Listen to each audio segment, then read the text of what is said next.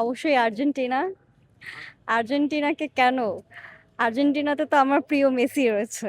তো কেন আমি তাকে সাপোর্ট করব না বলুন? আর বিশ্বকাপের শেষবারের চ্যাম্পিয়ন আর্জেন্টিনা ছিল। যদিও আমি ছোটবেলা থেকেই আর্জেন্টিনার সমর্থক। তবুও আমার ভালো লাগে আর্জেন্টিনাকে। গতবার যখন ২০২২ এর বিশ্বকাপ হয়, আমি মূলত এইচএসসি ২২ ব্যাচ ছিলাম। তো আমাদের সময় তো জানেনই যে যখন এইচএসসি এক্সাম ছিল আমরা রাত্রে ম্যাচ দেখে যেতাম, আর্জেন্টিনার আর দিনে পরীক্ষা দিতাম।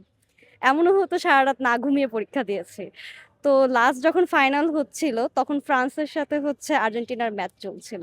খুবই মজার ব্যাপার হচ্ছে আমরা ৩ ভাই বোন ৩ জনেই আর্জেন্টিনার সমর্থক। আমার পাপা মানে আমার বাবা, সে যখন দেখছে ফার্স্টে কিছু বলছে না, কোন দলের সমর্থনে আছে সেগুলো কিছু বলছে না।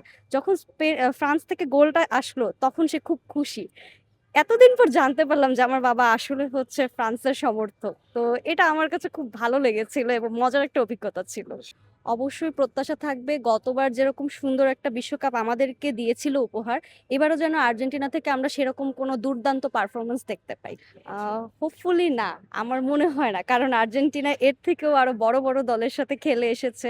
তারপরও দেখা যাক, ভাগ্যের সাথে সবকিছু, কারণ আমাদেরও একটি ব্যর্থতা ছিল গতবার। সৌদির মতো সৌদি আরবের মতো টিমের সাথে আমরা হেরে গিয়েছিলাম গত বিশ্বকাপে। তো বলা যায় না, ভাগ্যে আছে যা তাই হবে, দেখা যাক ২ গোল বা ৩ গোলে দিতে পারে আর্জেন্টিনা।